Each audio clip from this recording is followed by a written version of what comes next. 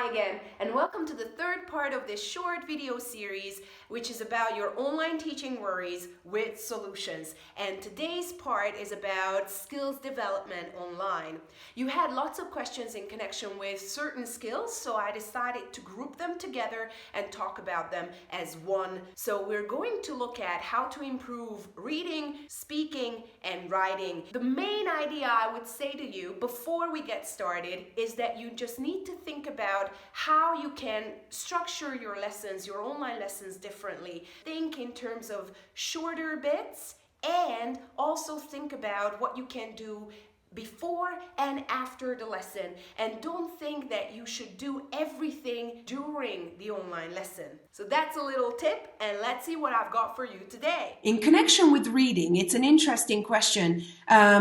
First of all, we need to decide how important is it for them anyway. The teacher that asked this question was teaching business students, if I remember correctly. So do ask them, do a needs analysis with them and ask them how important is reading for them. In case it's not that important for them and you just want to do reading because it's part of the 4 skills, then you can alter the texts that you make them read. So you can give them short snippets to read, send them to breakout rooms and make them discuss those little texts, or they can create podcasts from the things they read, and they can also write things for the others to read.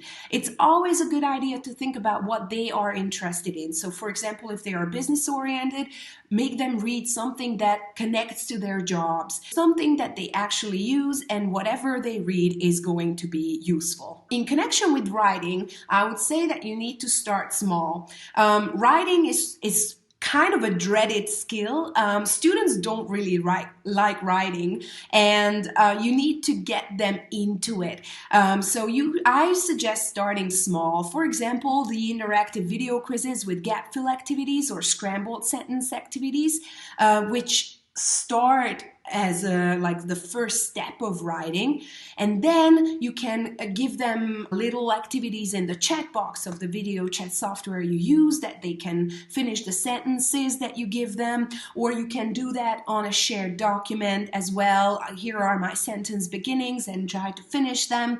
Then you can make it a little bit bigger, like, okay, now you finished my sentence, could you add more to it? Could you add 2 more sentences to it? And then slowly, you can give them bigger tasks. Obviously, you need to engage them, motivate them, set up a portfolio. It can be as simple as Google Docs, or something a bit more colorful as Padlet, or something a bit more about peer feedback, which is EduFlow. Peer feedback is a very good idea if you want to give yourself some time and some breathing space, but that really needs learner training so that your learners understand what is expected of them.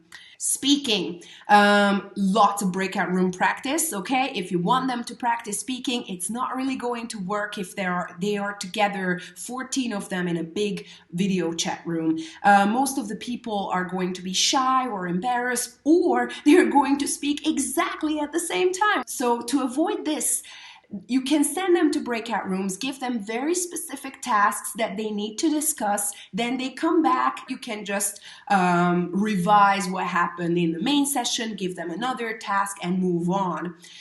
There's another, or actually 2 other websites, Flipgrid, which you can see here, and Vocaroo. These are speaking recording websites. Vocaroo creates audio recordings, which you can then send to your teacher, while Flipgrid is a more organized platform because you can set them tasks.